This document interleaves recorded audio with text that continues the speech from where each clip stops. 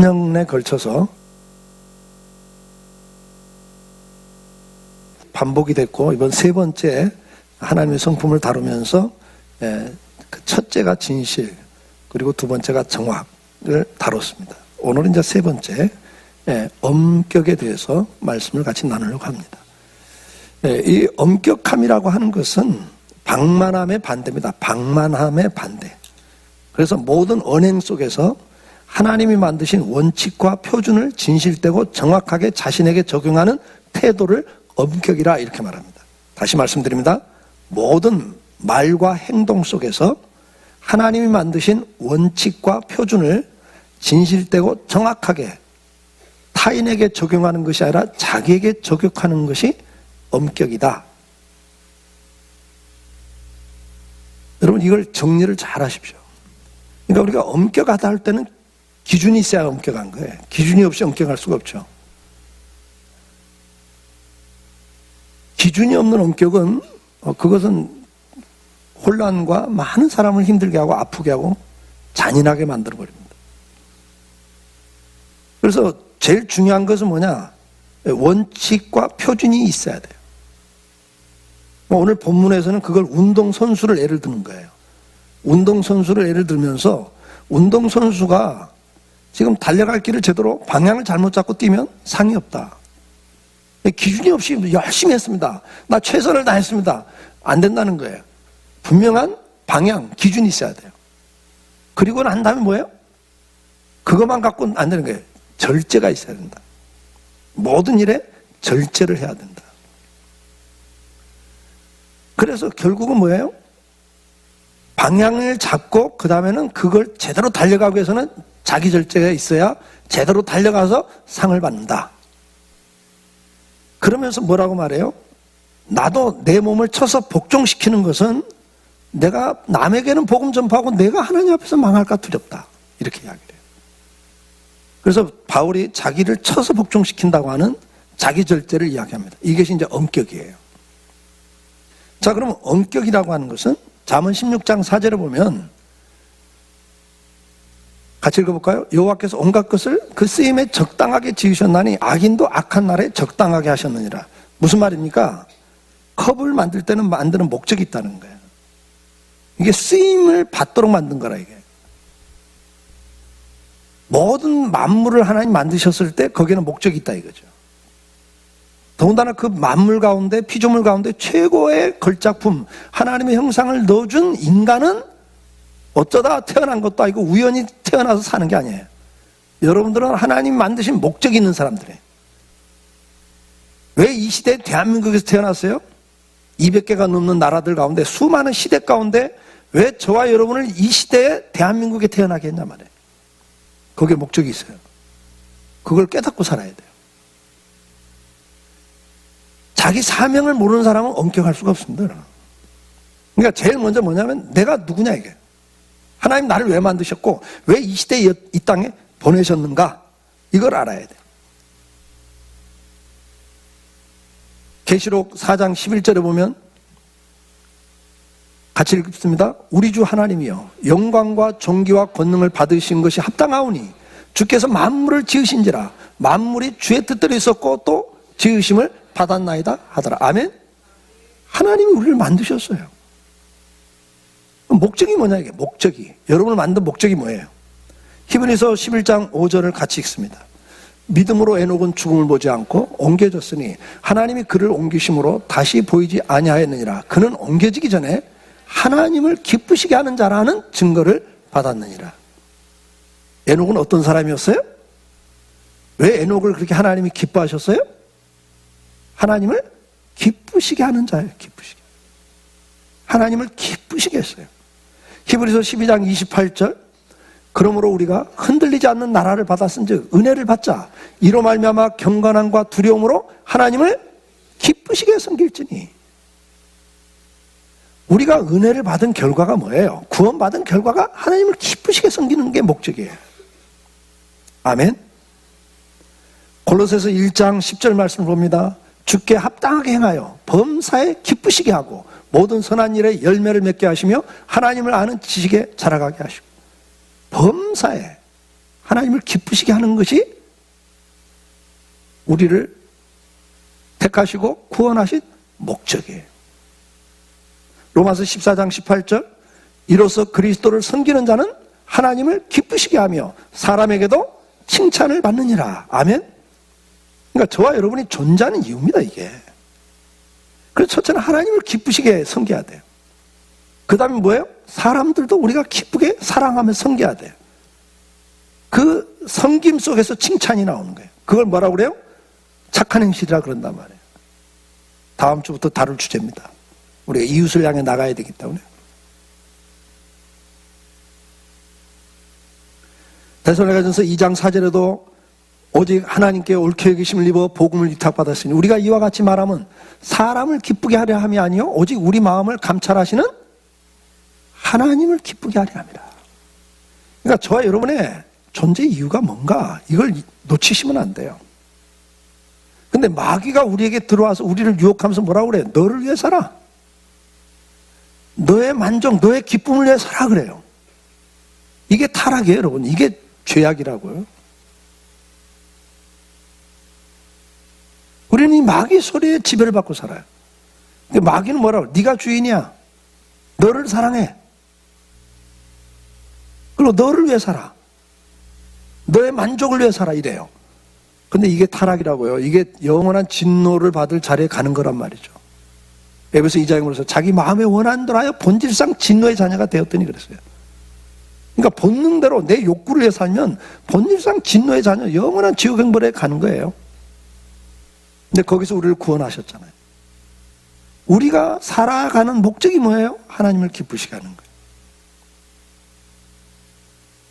그럼 우리가 하나님을 기쁘시게 하기 위해서 달려갈 길을 달려가는데 그걸 바울은 지금 뭐라고 그래요? 향방 없이 다름질하지 않고 허공을 치는 것처럼 싸우지 않겠다. 분명한 내 달려갈 길을 내가 발견하고 달려가겠다. 그것이 뭐라고 표현해요? 그 사명이라고 그러고 그 사명을 내가 발견하고 그 사명에 집중하고 혹시 그 삶의 목표에 그 사명에 방해가 되는 것들이 나 자신과 주변에 발생하면 엄격하게 자신을 절제하여 그 일에 순종과 충성을 다하는 외부적인 요인이 있다면 단호하게 제거 또는 거절하는 그게 엄격이에요. 그러니까 나를 위해서 엄격한 게 아니라 하나님 주신 사명을 위해서 엄격한 거예요. 그것을 달려가는 걸 위해서 방해되는 거 있다면 그걸 제거하죠. 그 주변의 사람들이 그것을 요구해도 제거합니다. 예수님이 그렇게 사셨단 말이죠. 예수님이 엄격하셨던 게 뭡니까? 주변에서 제자들부터도 날마다 임금으로 모시려고 왕으로 삼으려고 하고 수많은 무리가 예수님을 왕으로 모시겠다고 환호를 하고 아마 저 같은 마음 뺏길 것 같아. 예. 쉽지 않겠어요? 쉽게 안 뺏기겠어요? 마음 뺏기죠. 막 우리 강성교인들이 막 전체가 목사님 조기 은퇴하면 안 됩니다.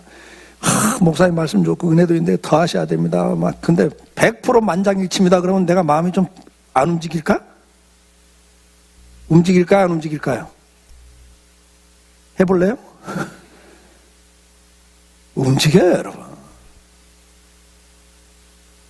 아니면은 막 한쪽에서는 예수님을 죽이겠다고 난리야. 모함을 하고 음모를 꾸미고 그 다음에 비방을 하고 사실 아닌 걸 사실처럼 막 이야기하고 그래갖고 집중 공격을 하고 하면 예를 들어서 막 우리 교인들 막 절반 이상이 막 이철호 목사 문제 있다. 저거 뭐 그냥 싹뿐이다. 막 별소리다 하면서 죽이겠다고 하면 내가 계속 목회를 할까? 사명이고 뭐건 간에 에이 간두자. 그리고 그만둘까? 이게 주님의 사명이니까 나는 요거도 먹고 죽어도 나 계속 갑니다. 그럴까? 어느 쪽일 것 같아요, 여러분?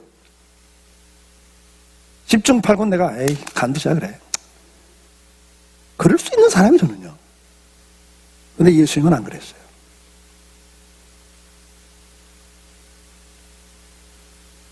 예수님은 그렇게 하질 않았습니다.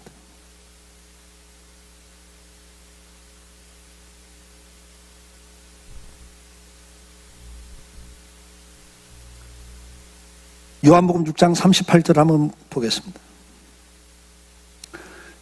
같이 읽습니다. 내가 하늘에서 내려온 것은 내 뜻을 행하려 함이 아니요 나를 보내신 이의 뜻을 행하려 함이니라.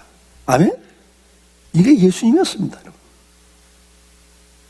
누가복음 22장 42절 같이 읽습니다. 이르시되 아버지여 만일 아버지의 뜻이거든 이 잔을 내게서 옮기시옵소서. 그러나 내 원대로 마옵시고 아버지의 원대로 되기를 원하나이다.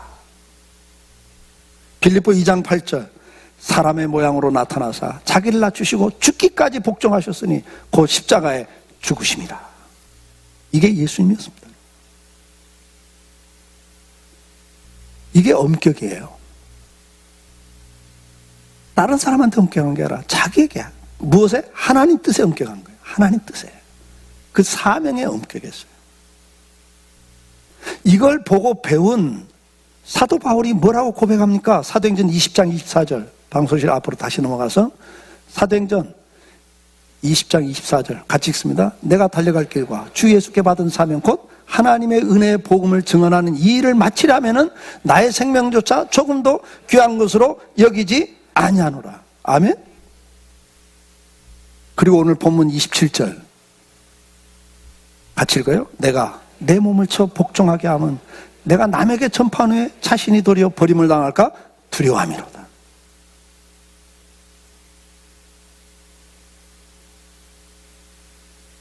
오늘 이 아침에 저와 여러분이 이 은혜가 회복되길 바라요. 우리는 하나님의 뜻이 분명하지 않기 때문에 엄격하게 안 사는 거예요. 다 그냥 하고 싶은 대로 사는 거예요. 자기 생각나는 대로 느낀 대로 말하고 행동하죠. 그러나 하나님의 뜻을 발견하는 사람들은 그 뜻에 자기 인생을 맞추기 때문에 언행심사가 엄격해집니다. 오늘 우리는 무엇에 우리 인생을 맞추고 살아야 됩니까? 로마서 12장 2절 말씀을 같이 봅니다. 너희는 이 세대를 본받지 말고 오직 마음을 새롭게 함으로 변화를 받아 하나님의 선하시고 기뻐하시고 온전하신 뜻이 무엇인가 분별하도록 하라. 아멘. 오늘 제일 중요한 게 뭡니까? 이 세대를 본받으면 안 됩니다. 이 세대가 어떤 세대입니까?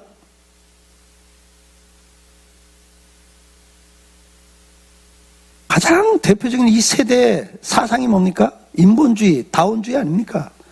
인간이 주인이라는 거예요.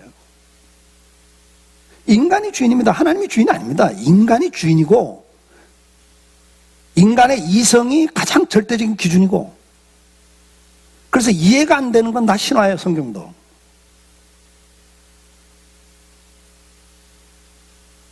그리고 다원주의예요. 절대 진리 없다.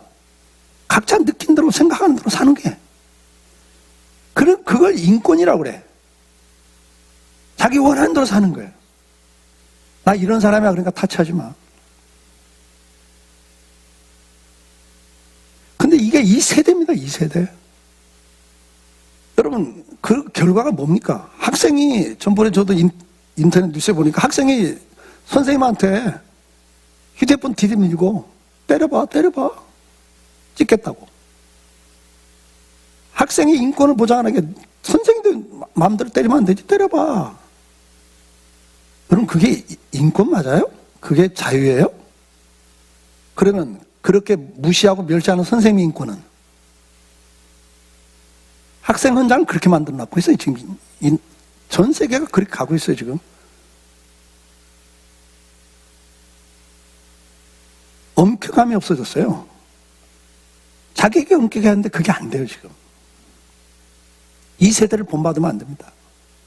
이 세상 사상은 다 뭡니까? 우리가 최고야. 이 세속의 사상이 교회 안에까지 들어와서 다수결로 하자. 하나님의 뜻은 상관없어요. 우리 생각이 중요한 거예요. 이번에 인천노예 재직 세미나 때 강사가 와서 장로교에 대한 이야기를 했어요. 장로교는 교회의 머리는 하나님이시다. 천주교는 교황이 교회 머리고 감리교는 감독이 교회 머리고 장로교는 우리 교회 머리는 예수님이다. 주님이시다. 근데 메리 여왕이 영국의 여왕이 교회 머리는 국왕이다. 그걸 따르라 그러니까 우리는 사람을 교회 주인으로 못 모신다. 그래서 18,000명이 순교를 당한 게 장로교다 그랬어요. 근데 그 교수가 참하시면서 한 말이 있어요. 한국 교회는 지금 대형 교회, 큰 교회는 목사가 주인 노릇하고 있고 상당수 교회가 당회 장로님들이 주인 노릇하고 있습니다. 한국 장로교는 장로교가 아닙니다. 이미 교인들의 교회를 지배하는 건 그건 회중교회입니다. 교회가 있어요. 감독교회, 교황, 그 다음에 장로교회, 그 다음에 침례교회는 회중교회예요. 교인들이 의견을 결정하는 것이 최고 권위예요. 그것과 반대가 감독정치죠. 감독이 결정을 하면 교회 목사까지도 이리가 저리가 하는 게 감독교회예요. 감리교회예요. 근데 한국에는 지금 침례교가 아닙니다. 왜냐하면 침례교는 원래 장로가 없어요. 왜? 회중이 결정하는 거니까. 근데 장로교 영향, 한국교회는 장로교 영향이 크니까 저 친구가 다른 게 장로인데 우리도 장로 세웁시다. 이래갖고 침례교회가 지금 장로를 세우는 거예요. 그러니까 이미 회중교회가 아닙니다. 그러니까 그 교수가 그런 이야기 했어요. 자기 양심상 우리가 교회를 결정하는 게 좋겠다. 그러면 회중교회로 가셔야 됩니다. 근데 장로교는 아닙니다. 장로교는 하나님의 뜻이 중요합니다. 하나님의 선하시고 기뻐하시고 온전한 뜻이 무엇인가 분별하고 거기에 순종하는 것이 장로교입니다. 그랬어요. 오늘 이 시대가 사실은 저는 다른 교단에 대해서 말하고 싶지 않아요. 저는 제일 중요하게 생각이 뭐냐. 저는 총신을 다해다가 합신으로 간 이유가 다른 거 없었어요. 이 합동측 총신이 교권주의였습니다. 몇 사람이 정치를 해가지고 교단을 다스렸어요. 어느 교회 목사가 자기들 말 안 들으면 그 교회 장로들 이렇게 선동해갖고 문제 일으켜갖고 정치하는 사람들 들어가서 그 목사 면직시키고 자기들 라인 사람 신골이 있습니다. 합동측이. 제가 총신 다닐 때 그랬어요. 우리는 그거 안 된다. 이게 하나님 나라 아니다. 이건 개혁해보자. 이거 바꿔보자. 그래서 모든 기득권을 다 포기하고 저는 총신 다에다 합신을 간 거예요. 그리고 지금까지도 제가 마음에 푼 건 다른 거 없어요. 교회 주인은 사람이 되면 안 된다. 하나님이셔야 된다. 우리 뜻이 중요하고 않고 하나님 뜻이 중요하다. 그래서 제가 조기 은퇴까지 생각한 거예요. 왜요? 나도 내 기득권 내려놓으려고. 나도 더 하고 싶죠. 그러나 내가 기득권을 주장하는 순간 내가 주인이잖아요. 그러니까 장로님들한테 수없이 부탁을 했어요. 장로님들, 제가 65% 할 때 장로님들도 65% 하는데 세대교체 할 때만은 55세 이상 된 장로는 동반은퇴를 좀 해주십시오. 왜? 젊은 목사가 젊은 장로들하고 소신껏 좀 일 좀 하게. 나이 많은 장로가 버티고 있으면 주인 노릇할 가능성이 굉장히 높아집니다. 그리고 당신들이 결정하기 시작하면 그때부터 주인은 장로가 됩니다. 근데 교회는 그럼 망합니다. 여러분들 지금 현재 주변 교회들 보세요. 제가 아는 후배 목사가 다른 교단 목사인데 50대 목사인데도 그 교회 가서 10년이 넘었는데도 지금도 사무실에 불이 몇 시까지 켜져 있는가를 확인한대요. 그리고 불 켜져 있어도 전화로 해서 확인한대. 교회 전화를 해서 확인한대. 그 자리에 있는지 아니면 딴 데가 있는지. 장로님들이 그런 일을 하고 있어요. 어떤 교회는 그 지역을 벗어나고 어디 세미나를 간다거나 그 지역을 일을 보러 그 위수 지역이라고 그러지. 자기 지역을 벗어나려면 당의 허락을 받아야 돼요. 목사가. 우리 노예도 후임 목사인데 내가 우리 헌신 예배 부탁을 했어요. 그랬더니 뭐라고 하는지 아세요? 제가 당에 말씀드리고 허락받고 가겠습니다. 그러더라고요. 이 정도가 돼버리면 매달 당회를 합니다. 매달. 우리 헌법에는 1년에 1회 이상 당회 하게끔 돼 있어요. 그러니까 필요할 때 하라는 거예요. 근데 1회 이상 매달 정해놓고 정례화시켜버렸어요. 상당수 교회가 지금 그렇게 가고 있습니다. 그래서 거기서 모든 걸 결정하려고 그래요. 주부 하나를 못 바꿔, 목사가 마음대로 못 바꿔요. 3,000명 모이는 게 후임 목사인데 나한테 그러더라고. 목사님, 나는 100만 원도 내 마음대로 결제가 안 됩니다.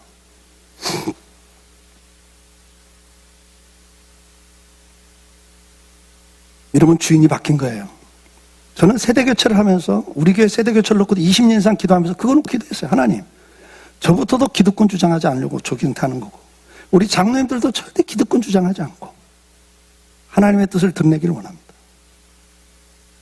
그게 교회예요.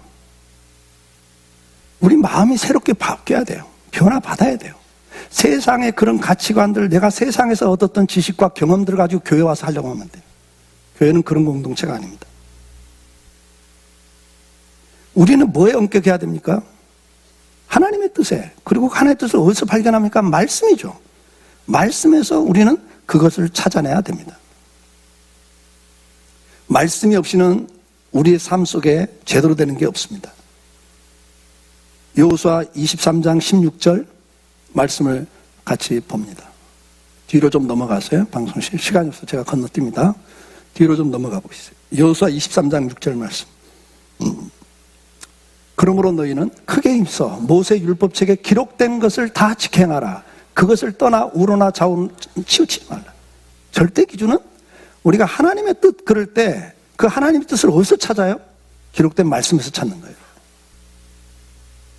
말씀에서 찾는 거예요. 이번에 그 강사가 재직 세미나 때 강의하면서 그 이야기 했어요. 옛날에는 한국교회가 장로교들이 주보마다 하나님 중심, 말씀 중심, 교회 중심 이렇게 했다는 게 주보마다. 오래된 신앙생활 한 분들 기억나죠? 교회마다 주보에 뭐가? 하나님 중심, 그 다음에 말씀 중심, 교회 중심 그랬다는 거예요. 근데 지금은 그 교수가 한 말이에요. 지금은 그런 문구가 거진 사라졌습니다. 장로교 교회 주보들이. 우리가 중요한 건 뭐예요? 말씀이 중요한 거예요. 그 교수가 차를 마시면서 그 이야기 하더라고요. 장로교는 하나님이 주인이고 그 하나님의 뜻이 제일 우선인데 그 하나님의 뜻은 말씀에서 나옵니다. 그리고 말씀을 해석하는 건 목사입니다. 그래서 목사 포지션이 절대적으로 중요한 게 장로교입니다. 목사가 성경 해석 잘못해버리면 하나님의 뜻이 변절되고 변개되면 그 문제가 되는 겁니다. 그래서 목사의 포지션이 그만큼 중요한 겁니다. 그래서 우리 장로교는 우리 교회도 당회가 20명이 넘지만 제가 빠진 상태에서 100번 결정해도 다 무효입니다. 왜요? 목사가 그게 성경적인가 아닌가를 최종 판결을 해줘야 되거든요. 컨펌을 해야 되는 게 목사직이에요. 그래서 목사가 없는 데서 아무리 회의를 하고 결정해도 그건 효력이 하나도 없습니다. 법적으로. 그게 목사 포지션이에요. 그만큼 말씀이 중요하다는 이야기를 하는 겁니다. 말씀을 지키고 그것을 가지고 좌우나 우로나 치우치면 안 됩니다. 우리가 성경에 보면요, 이 말씀을 모르는 데서 오는 그 열심, 그 충성이 얼마나 무모한 것인가를 민수기 4장 15절, 앞으로 좀 넘어가세요. 방송실. 민수기 4장 15절 말씀. 이거 여러분이 잘 아는 우사 이야기입니다. 우사 이야기인데 하나님의 법궤가 블레셋에 뺏겼다가 돌아왔잖아요. 돌아왔습니다.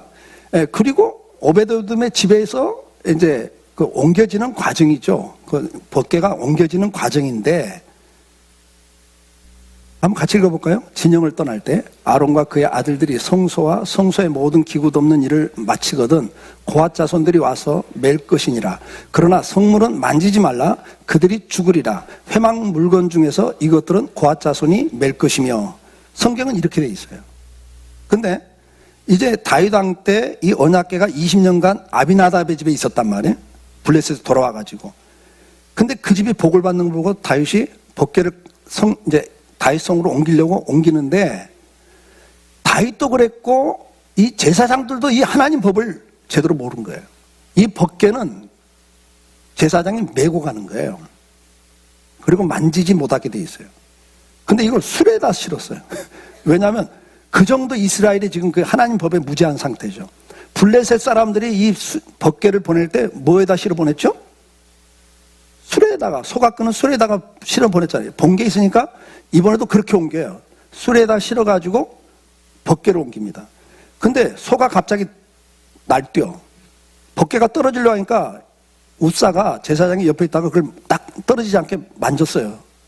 근데 그 자리에 죽었어요, 우사가. 그래서 다윗이 놀래가지고 그 옆에 있는 오베드에돔의 집에 법궤를 또 일단 멈춥니다. 더 이상 진행을 못해요. 근데 석 달 있는 동안에 이 집이 또 복을 받아. 그러니까 다윗이 이번에는 어떻게 해요? 전번에 실패를 해봤기 때문에 깨달은 거예요. 그래서 그 다음에는 제사장들이 와서 메고 갑니다. 이제 법궤를. 그래갖고 옮기는 이야기가 이야기예요. 그러니까 보세요. 우사도 그 법궤에 대한 사랑, 그거 떨어지면 안 되니까 당연히 붙잡죠. 그 지근거려서 그걸 모시는 사람이고, 그것을 또 귀중히 여기고, 떨어지면 안 된다는 그 충정에 그걸 붙잡는 사람이에요. 그러니까 열심과 사랑과 애정이 다 있는 사람이야. 근데 하나님의 법대로 안 하니까 결국은 그게 뭐예요? 하나님이 보여주는 거죠. 우리가 하나님을 섬긴다고 하지만 하나님의 법에서 어긋나는 충성, 열정, 헌신은 축복이 아닙니다, 여러분. 하나님 그걸 보여줘요. 사건을 통해서. 그만큼 하나님의 교회는 하나님 말씀이 절대 기준이에요. 신명기 5장 10절을 보시면 하나님께서 뭘 약속합니까? 신명기 5장 10절, 나를 사랑하고 내 계명을 지키는 자에게는 천대까지 은혜를 베푸느니라. 역대상 28장 7절 같이 읽습니다. 그가 만일 나의 계명과 법도를 힘써 준행하기를 오늘같이 하면 내가 그의 나라를 영원히 경고하게 하리라. 아멘. 잠언 19장 16절, 계명을 지키는 자는 자기 영혼을 지키거니와 자기 행실을 상가지 아니하는 자는 죽으리라. 그러니까 이 행실을 말씀대로 하지 않고 자기 생각대로 교회를 섬기고 하나님을 섬긴다고 할 때 그건 축복이 없단 말이에요. 그러니까 내 멋대로 하나님을 섬기는 게 우상이란 말이에요. 내 생각대로 하나님을 섬기는 게 우상이라니까요. 하나님을 섬긴다고 하지만 그 방법은 철저하게 말씀으로 가야 되는 거예요. 다니엘서 9장 4절 말씀을 보고 내 하나님이여 여호와께 기도하며 자복하여 이르기를 크시고 두려워할 주 하나님, 주를 사랑하고 주의 계명을 지키는 자를 위하여 언약을 지키시고 그에게 인자를 베푸시느니여. 우리는 하나님을 두려워하고 그분을 사랑하면서 주의 계명을 지키는 자가 되어야 됩니다. 그들을 위해서 하나님은 약속을 지키시고 인자를 베푸신다, 그렇게 말씀을 하고 있습니다. 사랑하는 성도 여러분, 오늘 우리는 엄격함을 배워야 됩니다. 근데 그 엄격함은 어디서 나오는가? 어디서 나올 것 같아요, 여러분? 시편 40장 8절에 보니까 같이 읽을까요? 나의 하나님이여 내가 주의 뜻 행하기를 즐기오니 주의 법이 나의 심중에 있나이다. 아멘. 하나님 말씀이 내 심중에서 있으니까 그걸 심중에 두는 사람, 여호와를 사랑하기 때문에 주야로 그 말씀을 묵상하고 그 마음을 두니까 그것들을 행하게 되고 그것이 즐거움을 해. 다시 말해서 이 엄격함의 동력은 어디서 나오냐? 하나님을 사랑할 때 나오는 겁니다. 하나님을 사랑할 때 하나님의 뜻에 대해서 예민해지고, 하나님을 사랑하니까 그 은혜 감격해서 나도 보답하고 싶어서 하나님의 그 말씀 앞에 기쁨으로 순종하게 되는 거예요. 시편 119편 165절 같이 읽습니다. 주의 법을 사랑하는 자에게는 큰 평안이 있으니 그들에게 장애물이 없으리로다. 아멘. 여러분들 주의 법을 사랑하십시오. 말씀 따라 순종하십시오. 이것이 우리의 삶의 축복입니다. 거기에 인생의 평안이 있습니다. 앞에서 말한 것처럼 우사처럼 아무리 자기 열심 갖고 해도 하나님 말씀에서 벗어나 버리면, 하나님의 뜻에서 벗어나면 그것은 큰 인생의 불행이 돼요. 그러나 우리가 말씀을 깨닫고 그 말씀에 순종할 때 하나님 앞에서 평안과 장애물이 없어진다고 약속을 하고 있습니다. 말씀을 맺겠습니다. 사랑하는 성도 여러분, 이번 한 달 우리가 훈련할 건 엄격입니다. 엄격은 자기에게 엄격한 겁니다. 예수님은 자기에게 엄격했고 사도들은 자기에게 엄격했습니다. 근데 바리새인들은 자기들에게 엄격한 것 같은데 실은 다른 사람한테 더 엄격했어요. 무자비하게 사람을 죽이는 자리까지 갑니다. 그러나 스데반 집사는 자기에게는 엄격했습니다. 하나님 말씀을 그대로 목숨 걸고 전합니다. 그러나 자기를 돌로 치는 사람들을 향해서 뭐라고 그래요? 주님, 저들이 모르고 저러니까 용서해달라고. 자비가 나갑니다. 왜요? 그 엄격은 하나님의 사랑을 받은 사람이 하기 때문에 그 사랑에서 타인에게 나가는 건 관대함입니다. 근데 우리가 은혜가 떨어지면 자기중심이 되면요, 자기에게는 굉장히 관대하는데 다른 사람에게는 까다롭고 냉정하고 따져요. 그것은 엄격한 게 아닙니다. 그 법을 자기에게 적용해야 돼요. 다른 사람한테 하나님 말씀을 적용시키려고 하지 마시고 나에게 적용하세요. 박은선 박사님이 하신 말씀, 개혁은 남을 개혁시키는 게 아니라 자기를 개혁하는 겁니다. 근데 오늘 한국교회도 개혁을 부르짖는 사람들이 다 자기 개혁은 안 해요. 남 개혁하겠다고. 자기들은 잘못한 게 하나도 없어. 다 의로워요. 근데 주님 그래, 너희 가운데 죄 없는 사람이 돌로 쳐라 그래요. 누가 나서서 돌을 던져요? 그걸 문제가 있는 걸 깨달으면 자기들이 먼저 하나님 앞에 무릎 꿇고 회개해야죠. 근데 그 작업이 없습니다. 냉정하고 무섭습니다. 지금 교회마다 그 교회 개혁을 하겠다고 들어가는 사람들이 운동권이 들어갑니다, 여러분. 그 교인들이 그렇게 들고 있는 게 아니라 다른 단체가 들어가서 1인 시위부터 시작을 하면서 오마이뉴스고 뭐고 딱딱 들어가기 시작하면요, 그 교회는 그냥 문제가 생겨버려요. 그 엄격한 잣대를 외부에서 들이밀거든요.